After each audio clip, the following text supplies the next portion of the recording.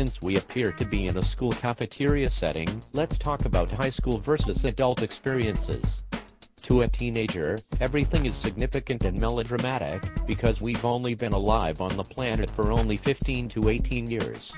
Yeah, most teenagers don't fully grasp the adult concept of casual dating.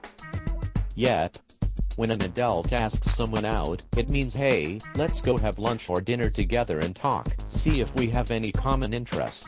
Unfortunately for most teenagers, this somehow translates to something like, oh my god, will you totally be my soulmate until graduation and beyond, happily ever after. It's a major point of anxiety for teen boys and the girls they ask out.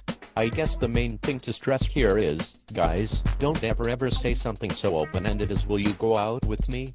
You're really putting the girl on the spot there, and are much more likely to face the very rejection you fear most. So instead, you need to be a lot more specific in your question. Imagine you're talking to a girl you secretly like on a Friday afternoon. The bell rings, and you have to get going. This is where you can say something like, hey, Susie, do you want to continue this conversation over lunch tomorrow?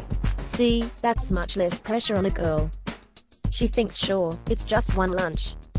Nobody needs to know, and if he's a dork or a jerk, I never have to see him again. You see, this is what adults do all the time.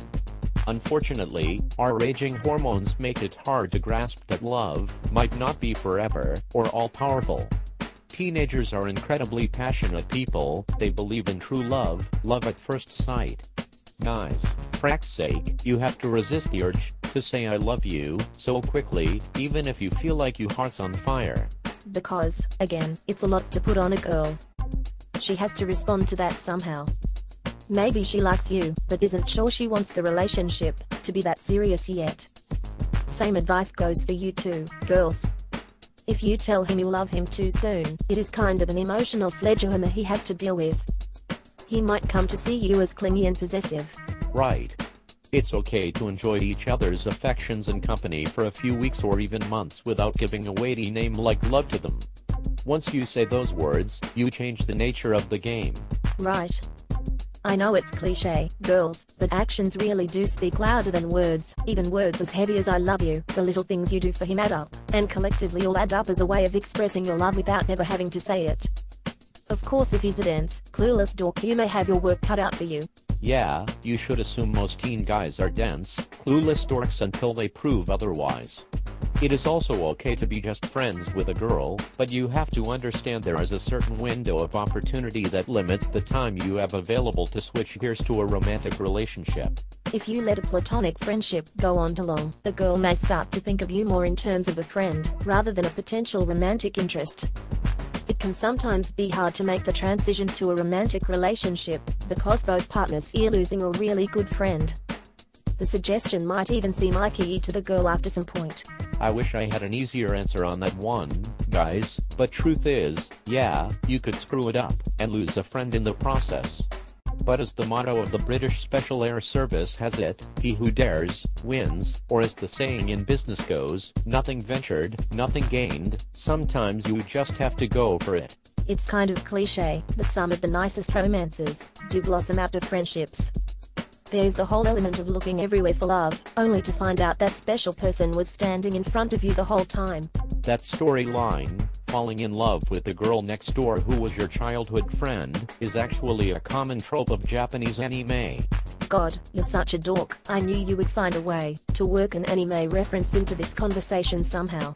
Well, the fact is, a lot of popular Japanese anime stories are set in high school settings, and the coming-of-age story in high school is surprisingly universal.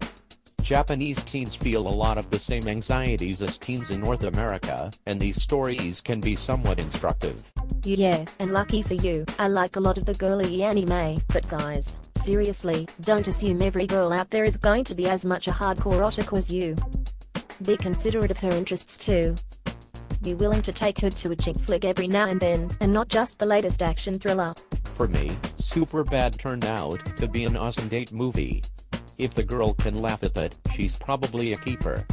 I once heard a radio personality once gave his son this bit of advice. Whisper obscenities into her ear. If she reacts by acting shocked and offended, don't ask her out again.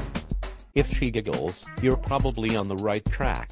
Girls, on a more serious note, it's okay for you to buy condoms as well, and keep them in your purse. The packaging won't get as damaged there as it will in his wallet. It's like buying insurance, you may never have to use it, but it is better to have it, and not need it than to need it, and not have it. It is okay to lose your virginity before graduation, but it is also okay to wait until college. But effective birth control is a must if things ever get that serious. While teenagers may lack the emotional maturity necessary to pull it off, it is actually possible for adults to date casually and even have sex without being in a serious relationship. Even among adults, though, women have a harder time with this than men do.